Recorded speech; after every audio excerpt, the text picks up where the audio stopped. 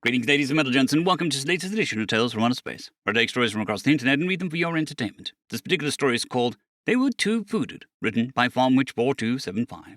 I sat once again at the table with delegates from 20 other empires of the galactic consciousness and waited patiently for one of the most defining aspects of the first contact negotiation, the feast. As the old emperor once said, you know a man by his taste, not his blade. With blade you know his hatred and anger, not peace and patience. If you truly wish to know a man, know him by his food. Food is the essence of patience, both in making and enjoying. A good meal is the sign of a good man. We took this saying with the Confederacy to its most literal and logical form. All newcomers are to present a feast to see what they can do. No nutrient-based, no ready-made meals, no prepared rations for soldiers, actual food.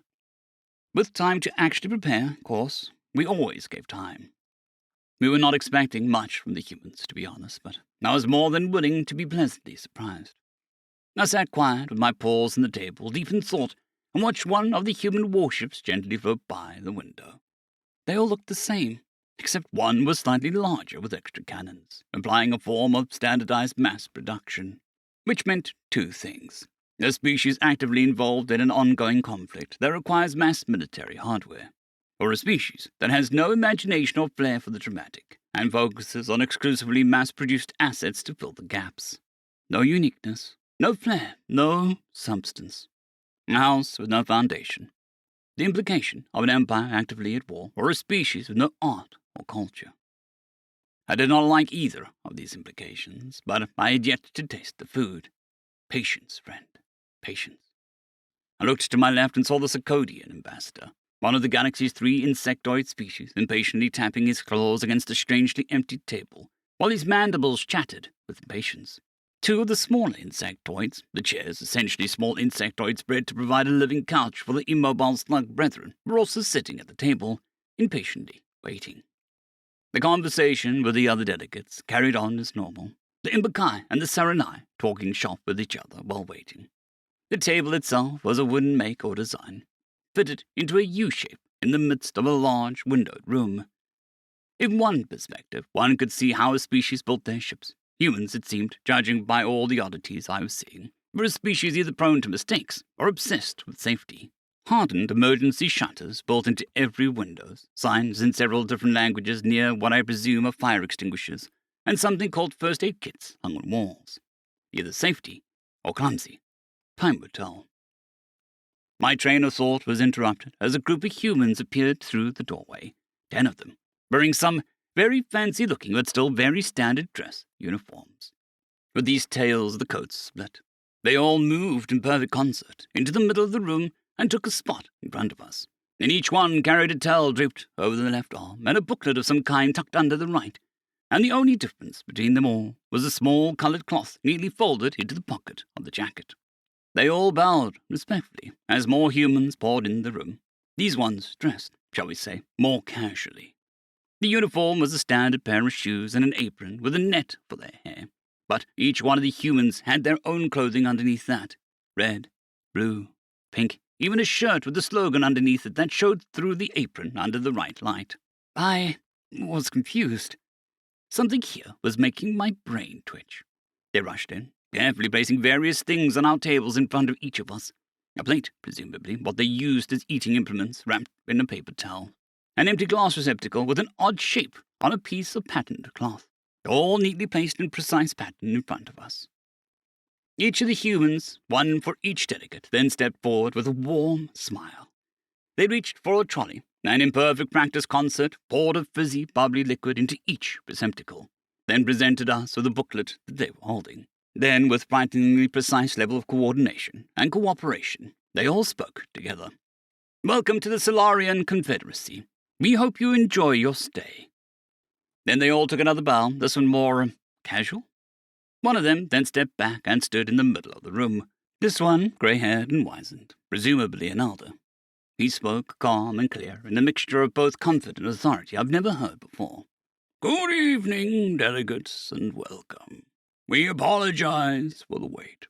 You see before you a menu, It contains all possible meals catered to fit your species' preferences and dietary concerns that we have managed to throw together in the short time we had available, all made with local ingredients and tastes, as per your recommendations. Please pick something that tickles your fancy, and we shall bring it forthwith. First, however, please enjoy these cheesy breadsticks and sparkling water to whet the appetite and cleanse the palate. He snapped his fingers, and within seconds he had plates full of oddly shaped baked grain loaves placed in front of us, of small proportions, but clearly freshly baked with a truly mesmerizing scent. The group of humans then moved back to allow us to peruse the menu. I gingerly picked up the tiny stick of baked grains, the outer shell, gently crackling from my touch, further making its scent more potent. I carefully took a tiny bite of it, and my perception of the humans melted to a point of near insanity. Flaky crust with a rich, savory flavoring, a soft, warm interior, 3 different textures and flavors all in one simple bite. I lost my mind and scarfed it down with fervor I'd never quite displayed before. Everyone else saw my reaction and quickly followed suit, each delegate having their own perceptions of these humans suddenly shattered with a single bite, then being overcome by a ravenous hunger. The humans apparently took this as a sign and smiled with a certain satisfaction. I opened my booklet and saw a mixture of omnivorous choices. A 10-page booklet with a different item on each page, a picture and a description for each item, shockingly displayed in my native tongue. The Delusion delegate glanced at me, and we both shared the same thought. These humans were far more than they appeared. I looked through the booklet, and each item made my stomach growl angrily at me. I eventually settled for something called a roast turkey. The humans all took our orders and walked out the room in silence and in perfect concert. It was now the speculation began in earnest. Was this rehearsed or spontaneous? Was this normal behavior, or was it just something they randomly decided to do? Every question we asked only raised more and more questions, each implication and concern amplifying our sudden panic. Then we heard a message over the station's intercom. All personnel report to stations. 5th Fleet has arrived. 2 hours to contact. Repeat, all personnel to stations. VIPs en route. A human appeared and spoke before we could respond. Apologies for the interruption. Your meals are almost ready. The delegation from the Terran Consulate are on their way and will be joining us after dinner. I shrugged and finished clearing my crumbs on my plate from the breadsticks I'd scarfed down. We continued to chatter amongst ourselves and speculate on what was going on. Our speculation was interrupted. The humans in suits wandered in and removed our plates from the tables as well as the glass receptacles. The tables were then meticulously cleaned, and the tablecloths were replaced with newer, fancier-looking ones. All of this done in a perfect coordinated dance of efficiency and grace. Within moments our place setting had been completed, replaced, and an atmosphere shifted as several trolleys were brought in, each one containing a series of large silver metal plates and metal domes covering them, each one of a different size. Each trolley was brought in front of us, then the covers removed. The first scent of the food, the first tiny whiff of that sauce and meat made my soul spontaneously leap 2 feet to my right. By instinct, my calm and stoic nature vanished. I shoved my face far forward and deeply inhaled the smell of it all. My stomach ordering rumbled at me. Stuffed roast turkey with cranberry sauce, a vegetable medley with traditional mashed potatoes, with a side of sweet corn, served, of course, with a nice chilled red wine, the human said, and placed the metal can next to the plate. The humans all carefully moved the plates onto our tables in front of us and stepped back with a bow. The Zagodian ambassador let out a strange, discordant noise, his brains partially melted, and he plunged face first into what later I found was a platter of spaghetti and meatballs. In a most undignified, barbaric, although entirely justified manner, the poor bastard and his chest ravenously gobbled up the strange and incredibly beautiful-smelling food. I carefully used one of my claws to carve out a piece of the meat from the clearly poultry-based dish in front of me and nibbled on it. A sweet, rich sauce with a hot, steamy, meaty flavor, the sauce and spices having soaked into the meat itself. I lost my damn mind and manners, the taste overwhelming my brain with pure bliss as I lunged forward and sank my razor-sharp, beak into the dish, carving through tender, marrow-filled crunchy bones and wallowing in the absurdity of my soul once again leaping from its mortal coil to do a dance of happiness. I glanced around me while greedily slopping away through the meal, determined to eat everything, and it was clear that I was not the only one who had lost his damn mind. The delusion ambassador next to me had ordered something called a roast pig or whole hog, which was a carefully prepared ensemble of full creature, presumably from their homeworld, stuffed and cooked. The chairs were mesmerized, ignoring the world around them, as the mandibles carefully manipulated and played with the long strands of spaghetti, while the broodmaster stuffed himself with careless abandon. The normally stoic and motionless and empty-eyed Serenai opposite me had his eyes wide open as he shoveled something called pizza into his mouth. That was the very first time I'd ever even seen a Serenai display emotion.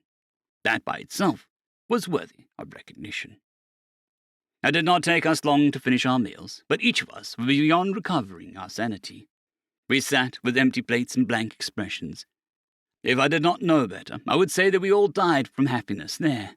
The humans all quickly moved again, in perfect coordinated movements, and cleaned our tables of empty plates and messes we left behind from our barbaric, but again, entirely justified, actions, and soon we were faced with another menu.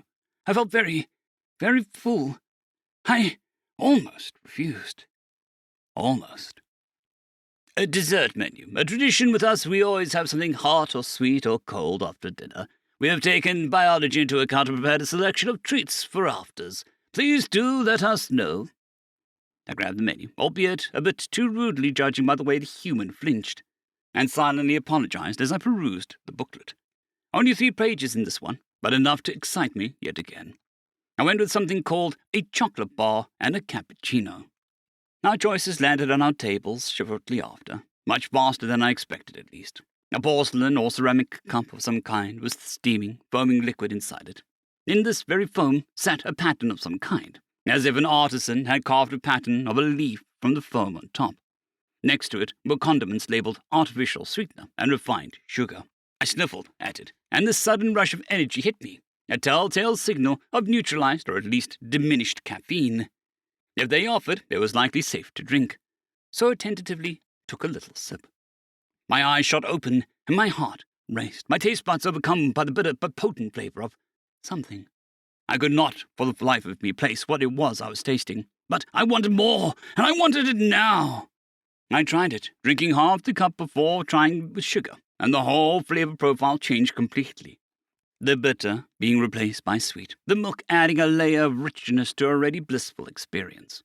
Eventually, I ran out of coffee before I ran out of thirsty, and frankly, the whole concept made me sad. Now coffeeless, I reached over and tried a few squares of chocolate in front of me. An entirely different feeling overcame me. Energetic bursts of rapture in every bite as my beak sliced through the hard, sweet texture. By all the ancestors, if they had this kind of thing in coffee form, I idly said to myself between bites. One of the humans heard, reached into the trolley and procured a bar of chocolate. Chocolate cappuccino cream bar. I grabbed it and nibbled on it. Oh, come on! I yelled barbarically and wolfed the whole thing down in one go. I was obviously making some truly disgusting sounds, but could not give even the tiniest of buggers as I swirled the delicious confection in my beak. Eventually, I lost the battle and slumped over with my head on the table. Enough! I give up. No more. I surrender. If I eat any more, I might just pass out from this mortal realm. May a necromancer retrieve my remains and return me to the fold so that I may enjoy this again, I bellowed. The delegation agreed with me with full enthusiasm and a gentle chuckle at my jest. The station's intercom spoke up again, interrupting our fervour-tree. All personnel on standby, fleet incoming, prepared to receive. The elder human, once again, not missing a beat and seeming to know more than anyone else, spoke up. The Terran delegates are a few minutes away. Should I ready the council chambers for negotiation? No, you have killed us all, and we cannot move. We are, what is the appropriate term to use here? Fooded. Yes, we are too fooded to move. You have fooded us, to the point that our souls will take time to return to our bodies. So we shall sit here fooded for a few minutes. Thank you, I said. The delegates all nodded in response, with various uncomfortable shuffles to steady their overly fooded bodies in their seats. I like that word. I'm going to use it more often, especially after lunch. The elder human left the room. The youngsters asked each one of us if we would like more, and we all agreed that we couldn't take more. They nodded, stepped aside, letting us swallow. A few minutes later, a new human, this one wearing a full uniform, a navy blue in color and red stripes on a long velvet coat. Very different from the others in the room. Clearly military. Even an idiot could determine he was an army officer of some note. He walked in and stood in front of the delegation, removing his hat and placing it under his right arm. "My name is Reginald James Taffet, Grand Admiral of the Jovian Imperium. I have been elected to serve as the official representative of the Terran Confederacy for the duration of your stay. It's a pleasure to meet you all. I hope our attempted accommodation was acceptable," he said, his voice gruff, tense, like he had seen much and spoken little. "Your attempted accommodation was more than acceptable. In fact, if I didn't know better, I would think I was dead. I've never had a meal that fine in over 2,000 years of being alive," a Delusion ambassador remarked. We all nodded in turn. "Good to hear. I apologize for not being here sooner. We were held up by traffic. Besides, I probably would have skipped the meal," he said. This took us all by surprise, and again an emotion, shock, crossed the face of the usually emotionless Serenite's face. "What do you mean, skip the meal? Are you insane?" he bellowed. "No, I'm just a simple man with simple tastes. Give me a burger and fries with a Coke any day above fancy stuff. I won't say I don't like it. I just prefer something else," he replied calmly. "Then one day I shall need to take you up on that offer and have one of these burger and fries with Coke things and see how it compares. But for now, can we conduct proper negotiations and greetings when I can feel my feet again? I'm too fooded." Everyone finished my sentence for me. "Yes, that," I said. "Although I have one question. These men, the snappily dressed ones that work with shocking quality of coordination, what are they? Are they even human like you, or am I missing something?" I asked. "We are professionally trained catering corps created specifically for serving dignitaries or officers. And technically, our specific company was hired barely a week ago as an emergency measure. We are only a 3-star service for this backwater colony world. If we had more time, we might have better arrangements. Apologies for the inconveniences. Our profession covers an entire cultural and professional quarter of the world, if not an entire religion. We take food quite seriously, I assure you, as with all other things. Now, would anyone like more coffee or tea to drink?" the elder man said. We all yelled yes in unison.